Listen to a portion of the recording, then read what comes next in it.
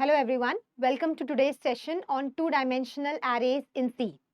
So in the previous session, we have already seen what exactly is the concept of an array, why it is used and what are the various types of an array, in which we already saw how one-dimensional array is created and how it is used. So in this session, we will be looking into what are two-dimensional arrays and how it is declared, initialized and used in a program. Okay, so let's get directly into it. So what is a two-dimensional array? A two-dimensional array is an array of arrays. Okay, so you have to understand that a two-dimensional array is basically an array in two dimensions. तो जब हम two dimensions हम बात करते हैं, तो in short an array which is of a tabular format और which is having two dimensions, मतलब rows में भी रहेगा values और columns में भी अगर आपका values अगर store हो सकता है, then in that case that kind of an array is called as a two-dimensional array, or it can also be called as an array of arrays. Okay, why it is called as an array of arrays is because our linear array or a one-dimensional array looked like this. Okay, so if I have three elements का एक one-dimensional array अगर मैंने बनाया तो it will look like it. Suppose I have one more array जिसमें again हम लोग three elements store कर सकते हैं. So ये मेरा first array हो गया जिसमें तीन elements store कर सकते हैं, ये मेरा second array हो गया जिसमें हम तीन elements store कर सकते हैं. तो अगर इसको मैंने combine कर दिया तो ये हो गया मेरा two-dimensional array जहां पे मेरे पास दो रोज है और तीन कॉलम्स हैं. Okay, so this kind of a setup where I have a 2D array in which I have rows as well as columns. This thing can be called as an array of arrays. Okay, an array of arrays or nothing but a 2D array. All right, so this is how a 2D array looks like. This is just an example जहाँ पे दो रो और तीन column है. So example में another, it can be thought of as a table or a matrix with rows and columns. So this is one of the most easiest way of imagining a 2D array. Just imagine it as a table या फिर एक matrix जिसमें rows and columns होगा. Example, a 3 by 3 array can store elements like this. तो यहाँ पे अभी हमारा एक example लिया हुआ है हमने जहाँ पे हम 3 by 3 array create कर रहे हैं. तो 3 by 3 array मतलब 3 rows and 3 columns. ओके, तो उसको हम लोग बोलेंगे 3 by 3 और 3 into 3 जिस तरह लिखा हुआ है. तो 3 by 3 मतलब 3 rows 3 columns. So this is the format of how it will look like. Okay, so this is for your understanding purpose. तो यहाँ पे मेरे पास कितने rows है? 10, 20, 30 first row में है. Then I have row 1 and then I have row 2. So basically I have how many rows? 3 rows. And how many columns do I have? I have got 3 columns. So this is basically a 3 by 3 array. Okay, 3 रोज और 3 columns के साथ. तो इस तरह से हमारा array दिखेगा, two dimensional array. Now moving ahead, how to declare a 2D array.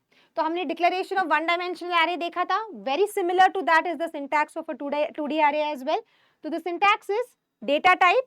You start with the data type, then आप एरे का नाम लिखोगे एंड ब्रैकेट्स में सिंगल में आपको सिर्फ साइज एक ही बार लिखना था. यहाँ पे आपको रोज एंड कॉलम्स दोनों ही आपको मेंशन करना है इन सेपरेट स्क्वायर ब्रैकेट्स. तो first you will mention the number of rose that is required in the 2D array and then you will mention the number of columns which is required in the 2D array. So both are in separate square brackets. All right, so अभी example अगर हम देखेंगे तो इसी syntax को use करके हमने बनाया हुआ एग्जाम्पल है. First is data type. Data type में क्या लिखा? इंट. तो इंट डेटा टाइप का एक हमारा 2D array बनेगा. एरे का नाम क्या है? हमारा एरे का नाम है मैट्रिक्स. ऑल राइट, और size. Now size is in the form of rose and columns because दो डायमेंशन है तो रोज भी बताना है, कॉलम्स भी बताना है. So rows is 3 rows and 3 columns.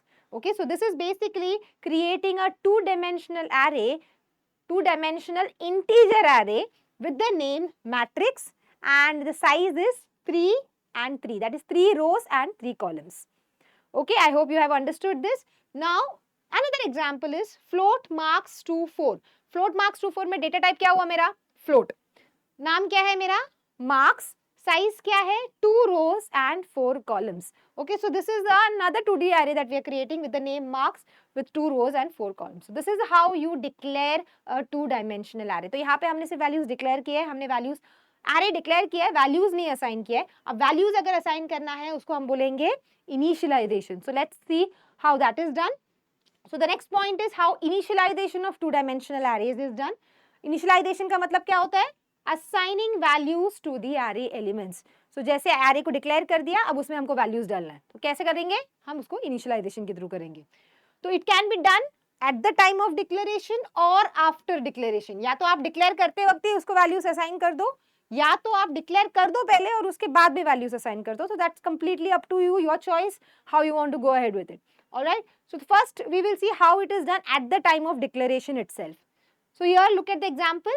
Int matrix 2 3. तो यहाँ पे हमने एक array डिक्लेयर कर दिया है मैट्रिक्स इंटीजर टाइप का 2 रोज और 3 कॉलम्स के साथ। तो अब उसको वैल्यूज असाइन करने के लिए इक्वल टू लिखेंगे, उसके बाद में curly braces. Okay, so you please note how it is done. Curly braces पहले स्टार्ट करना है, उसके बाद में इस तरह से हमने इसलिए लिखा हुआ है because it is easy for understanding. Curly braces के बाद में आप जो पहले रो में जितनी वैल्यूज आपको स्टोर करना है that can be written like this, curly braces again for the first row, and first row में 3 कॉलम्स है अकॉर्डिंग टू अवर साइज जो हमने मेंशन किया हुआ है। तो 3 वैल्यूज अगर जाएगा तो it will be 1 2 3 back to back commas डाल के आपको डालना है। तो जैसे अभी अगर इसका मैं डेमोन्स्ट्रेशन करूं in the form of a diagram, this is my array matrix and उसमें मैंने 2 रो बोला था तो रोज इतने हो गए, 3 कॉलम्स बोला था तो कॉलम्स ऐसे हो गए। तो यहाँ पे अब 1 2 3 जब मैं बोल रही हूँ, it means that 1 is getting stored over here, 2 is getting stored here and 3 is getting stored here. Then you put a comma, okay, a comma to end the first row, and then you move on to the next row by signifying again a curly braces in which you're going to write 4 5 6. So here we have 4 5 and 6 stored as the column values in the second row. All right, so that's how this entire 2 rows are defined, and then finally you close the curly braces that you've opened at the start and then a semicolon. So that's how a 2D array is initialized. So you can initialize it like this, where it is a very easy way to understand as such, because यहाँ पे अब एकदम clearly समझ में आता है कि पहला रो में क्या है, second रो में क्या है। अगर आपको इस तरह नहीं करना है, आपको सारे values एक ही line में डालना है, that is also an option available with you. You can go ahead by writing it like this also. Int matrix 2 3, everything is exactly the same. Only thing is that curly braces के अंदर आप directly सारे values को back to back assign कर सकते हो, जैसे 1 2 3 4 5 6। अगर आपको ऐसे लिखना easy लगता है तो आप इस तरह से भी जा सकते हो, both means the same. Only thing is that in the second format you cannot easily understand, और एक glance पे आपको समझ में आना थोड़ा सा ये हो जाएगा कि कहाँ पे हमारा फर्स्ट रो एंड होता है। तो unless and until you look at the size and all, it is a little bit more extra step to understand where my first row ends. Here it is very clear कि 3 के बाद मेरा पहला रो खत्म हो गया, दोनों ही करेक्ट है, ठीक है। So that's how you initialize at the time of declaration. Suppose you want to initialize after declaration, तो declare तो कर दिया, अब उसके बाद में values assign करना है, तो how you would do it? You can do it by assigning the values individually. So let's see the example for it. Int matrix 2 2, that means you are creating a 2-dimensional array again. How many rows I have mentioned? यहाँ पे ये मेरा rows है और ये मेरा columns है, तो 2 rows हो गए 2 row, 2 columns तो हो गए 2 column. तो this is how my 2 by 2 matrix is looking like. And जैसे 1-dimensional array में values are accessible by using the index, here also we are going to access the individual values by using the index. So index भी again always remember array का index हमेशा 0 से ही start होता है. So array का index position ये rows के लिए और columns के लिए हम लोग अलग सा लेंगे. तो first we will take for this part, that is columns. तो 0 यहाँ पे हुआ, ये 1 हुआ. rows के लिए लेंगे तो 0 यहाँ पे हुआ और 1 यहाँ पे हुआ. So this is my index values. Okay, I would rather put it by using a separate color for you to better understand it. Okay, so let me just put this in green. तो ये हो गया मेरा 0, ये 1, ये 0 और ये 1. ठीक है. Now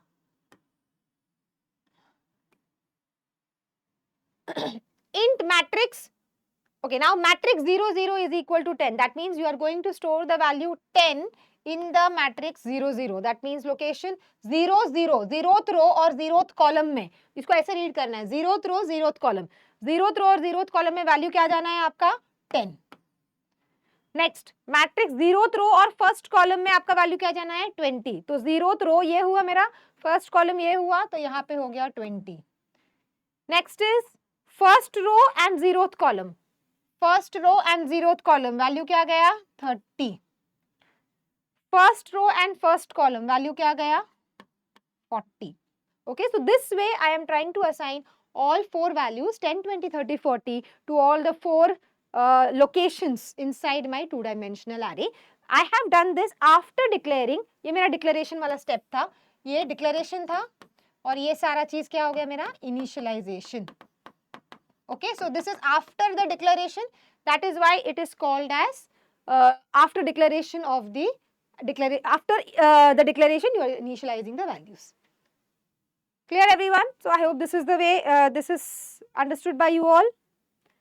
Now moving on to an example program. तो अभी हमने देख लिया already कि 2D array को कैसे declare और initialize करते हैं. अब हम देखेंगे कि कैसे इसको use करते हैं. Okay?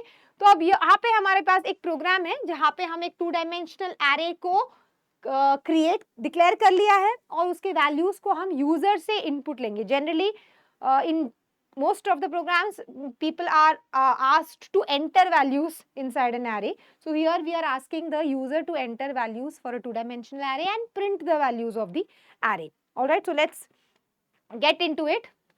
So read and display a 2x3 matrix. So here first you have hash include stdio.h int main function int a23. तो यहाँ पे हमने एक मैट्रिक्स बना दिया है.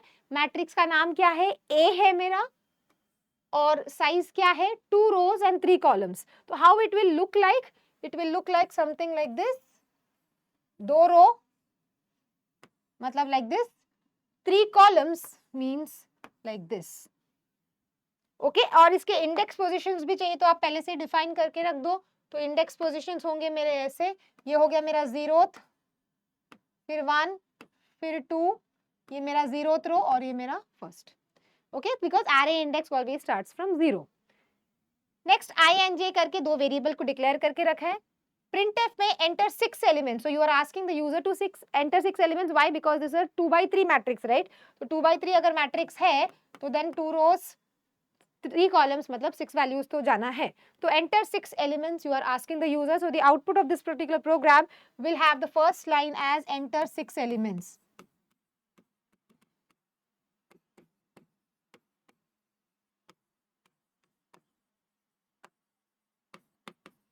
Enter 6 elements. All right. Now in this 6 elements के बाद में for loop. Okay, now whenever you are doing a 2D array, you need to use a nested for loop. 1-dimensional में हमने एक for loop यूज किया था, plain for loop था वो. यहाँ पे हमने एक 2D array है, तो 2D array में अगर आपको iterate करना है तो आपको एक nested for loop लेना पड़ेगा. So nested for loop is nothing but a for loop inside a for loop. So for the first part, what you will do? For I is equal to 0, I less than 2, I plus plus. That means I का value variable का क्या है? Initially I का value है 0. तो I का value हमने 0th index से लेके I less than 2 मतलब जब तक I का वैल्यू 2 से नीचे यानी कि 1 तक रहेगा तब तक आपको आइटरेट करना है. एंड उसके बाद में at the same time j का value, what is the value of j? j का वैल्यू है 0. You have initialise j to 0. तो initially I is 0 and j is 0 and it will go inside because the conditions are true and it will go inside and do scanf %d ampersand a square brackets में I square brackets में j. What does this mean? जो भी value user enter करेगा वो कहाँ जाएगा? वो aij में जाएगा. I का वैल्यू क्या है? 0. j का वैल्यू क्या है? 0. मतलब वो किधर जाएगा? A00 में जाएगा. तो लेट्स अज्यूम जो यूजर वैल्यू एंटर कर रहा है, लेट्स से यूजर ने एंटर किया value 10. Okay wait a minute.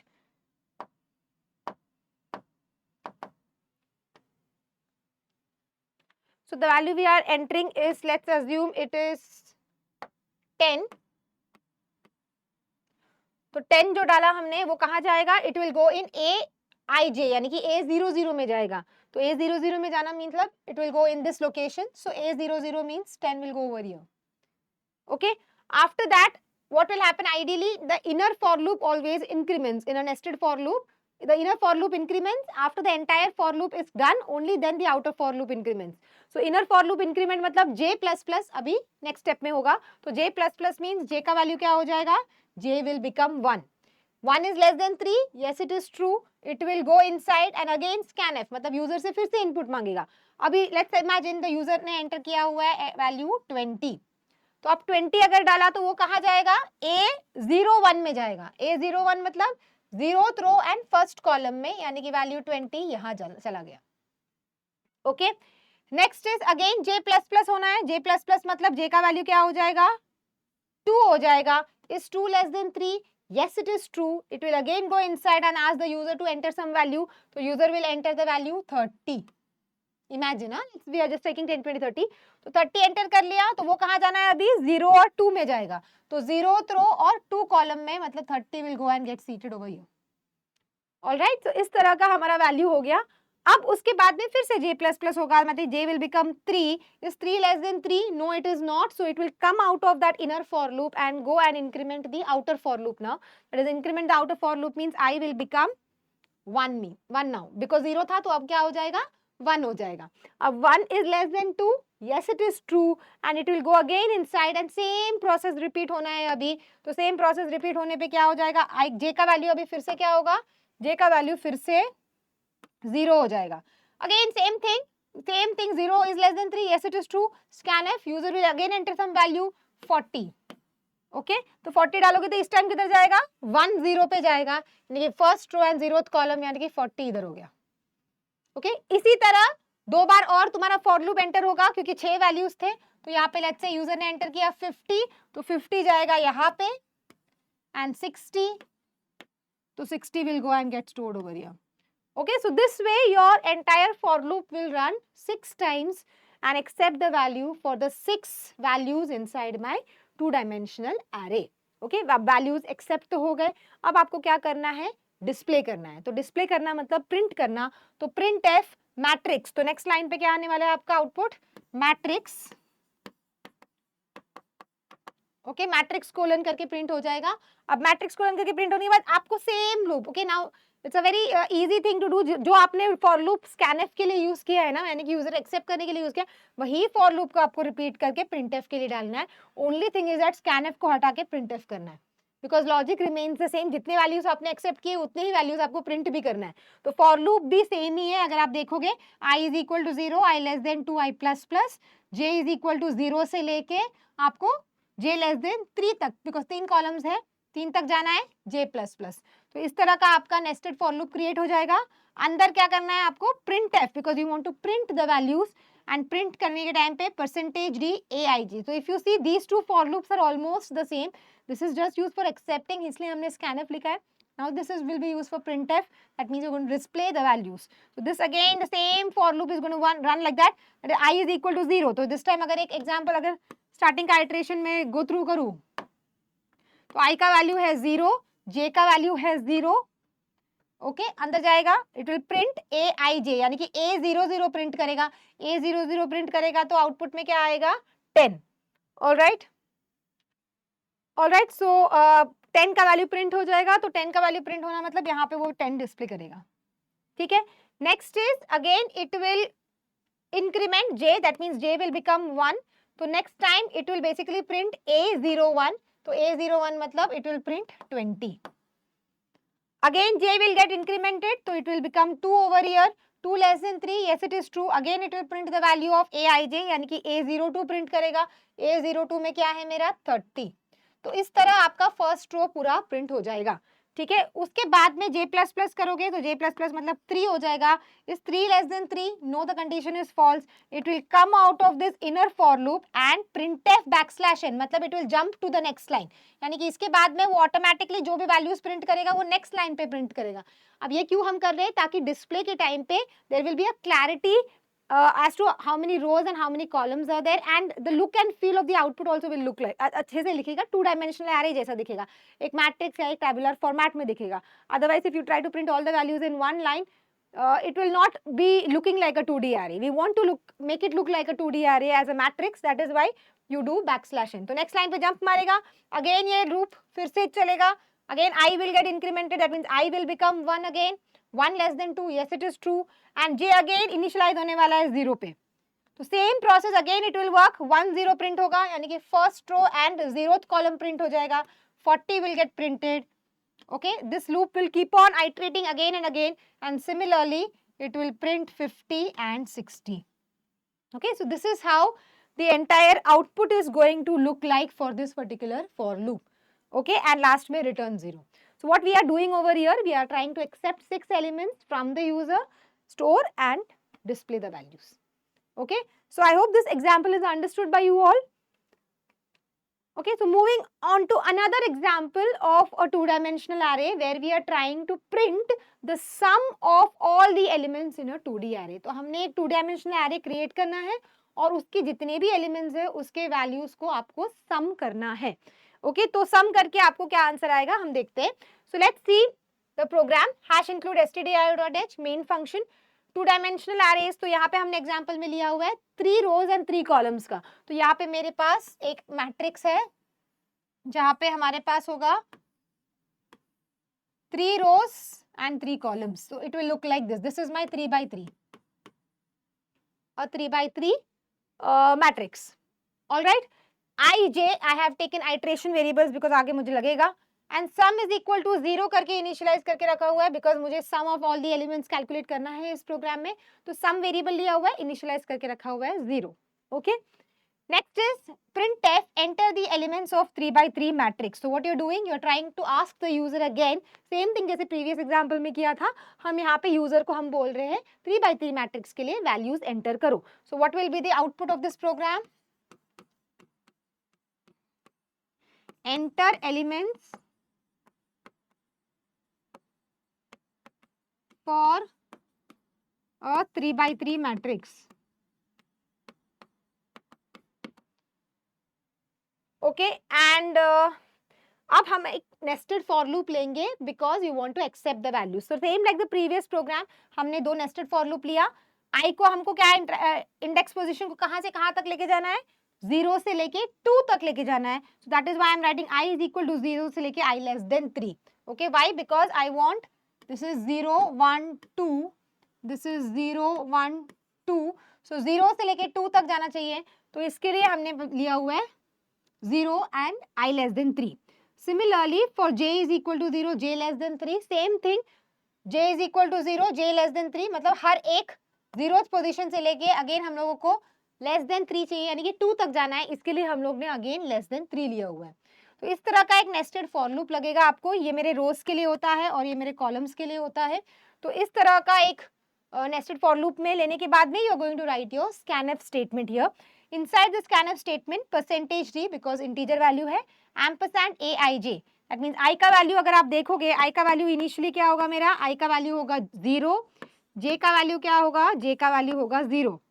तो initially whatever value you are entering, so if suppose the user is entering the value 1, okay, पहला वैल्यू है 1, तो वो 1 कहाँ जाके स्टोर होगा, 0 0 में स्टोर होगा, यानी कि वैल्यू क्या बनेगा मेरा, यहाँ पे वैल्यू होगा मेरा 1. ठीक है. उसके बाद में वैल्यू एंटर होने के बाद में at the same time we are trying to calculate the sum also. Okay, why we are doing this, because एक सेपरेट फॉर लूप अगेन हमको नहीं क्रिएट करना है कैलकुलेशन ऑफ समेशन के लिए. So we are doing it at the same time, हाथों हाथ में हमारा सम भी कैलकुलेट हो जाएगा. तो sum plus equal to a I J, what this line exactly means, it is nothing but sum is equal to sum plus A I j. If you recollect your operators, okay, so यहाँ पे मेरा ये short hand assignment operator था, तो plus equal to मतलब it is sum equal to sum plus A I J. What is the value of sum initially मेरा sum का value था 0. तो अगर मैंने यहाँ पे लिखा इनिशियली मेरा सम का वैल्यू क्या था, 0 था, तो this is nothing but 0 plus A I j. A I j means right now a 0 0 चल रहा है, तो ए 0 0 में वैल्यू क्या गया है मेरा 1, ये मेरा ए है ना, a 0 0 में वैल्यू 1 गया है, तो 0 plus 1 is equal to 1. So what is the latest value of sum? The latest value of sum is 1. Okay, that is getting stored inside the variable. Again j plus plus हो जाएगा, j plus plus मतलब j का value 1 हो जाएगा. यहाँ पे is 1 less than 3? Yes, it is true. It will go inside and again ask the user to enter some value for the matrix. So let's assume here again I have the value. Let's say I have entered 1 again. Okay, simplicity sake के लिए हम लोग 1 ही enter कर लेंगे फिर से. अगर 1 enter कर दिया तो फिर से वो वैल्यू कहाँ जाने वाला है, वो यहाँ पे 0 1 लोकेशन में जाएगा, बिकॉज राइट नाउ 0 और 1 चल रहा है मेरा इंडेक्स पोजीशंस. उसके बाद में again sum is equal to sum plus a of i j होना है. तो this time what will be the values, this time the values will be sum, मतलब सम क्या था मेरा 1 था पहले, अब 1 plus A I J. What is a I j, this is j. हाँ, ओके, तो ए आई जी मतलब ए 0 1, ए 0 1 मतलब क्या है, ए 0 1 में मेरा वैल्यू है 1, तो 1 plus 1, this time the value is 2 and 2 will get stored inside the variable sum. Okay तो इस तरह सम का वैल्यू अपडेट हो गया। अब फिर से मेरा j प्लस प्लस हो जाएगा, j प्लस प्लस मतलब j का वैल्यू 2 हो जाएगा। Again the user will be asked to enter the elements. Let's say the user again enters 1, the 1 gets stored over here in 0 2 index position. Again sum calculate हो जाएगा, तो सम calculate होगा तो अब इस टाइम क्या होगा, इस time again it will become, sum का वैल्यू क्या है 2, तो 2 प्लस aij में क्या है a02, a02 में क्या है मेरा 1, तो 2 plus 1 is equal to 3। Okay तो सम का लेटेस्ट वैल्यू क्या है 3। तो इस तरह हम क्या कर रहे हैं, वन बाय वन हम बेसिकली वैल्यूज को ऐड कर रहे हैं और उसका जो टोटल वैल्यू है वो सम वेरिएबल में स्टोर कर रहे हैं। So this way it will keep on continuing and insert all the values and store the sum. So suppose next value जो हम एंटर कर रहे हैं इज 2। ओके तो 2 will go and get stored inside which element here, because ये मेरा loop चलते जाएगा। You can go and walk through this entire loop one by one. Next time मेरा i का वैल्यू इंक्रीमेंट होके 1 हो जाएगा, j का वैल्यू 0 हो जाएगा, जो भी वैल्यू मैं एंटर कर रही हूँ 2 वो कहाँ स्टोर हो जाएगा 1 0 में स्टोर हो जाएगा, यानी कि यहाँ पे। फिर से यूजर एंटर करेगा वैल्यू, लेट्स से फिर से 2 एंटर किया, फिर 2 3 3 3। Let's assume this are the values that the user is entering for all the values required for a 2D array। सो ये होगा मेरा पूरी तरह से values that I am entering for the 2 dimensional array। And जो भी जितने भी वैल्यूज हमने एंटर किया हुआ है उसका जो सम है वो भी कैलकुलेट होके वो सम वेरिएबल में स्टोर हो जाएगा। Okay so what is going to be the sum, तो 1 प्लस 1 ये मेरा आंसर देने वाला है 3 5 6 देगा ये, और 3 9, तो क्या ये होने वाला है 18। 18 will be basically the answer total sum. तो overall what is the final value that you will be calculating here, आने वाला आंसर है 18। ओके and last में printf में sum of all the elements percentage d। so here again in the output what it is going to print, it is going to print sum of all elements is equal to sum of all elements and we are trying to print the variable sum only, वो percentage d में जाएगा। what is the value of sum, जो last में आपको मिलने वाला है पूरा करने के बाद sum का वैल्यू होगा 18, so it is going to basically print 18 on the screen। okay so this is going to be the final output for this particular program, जहाँ पे आप वैल्यूज डाल रहे हो एक 2D array में और उस सारे वैल्यूज का समेशन करके स्क्रीन पे डिस्प्ले कर रहे हैं। okay so I hope you have understood what is exactly a 2-dimensional array, why it is used, and how it is declared, initialized, and how it is used in programs. We have already seen 2 programs. I hope it is clear to you all. Thank you all for this session. We will meet in the next session.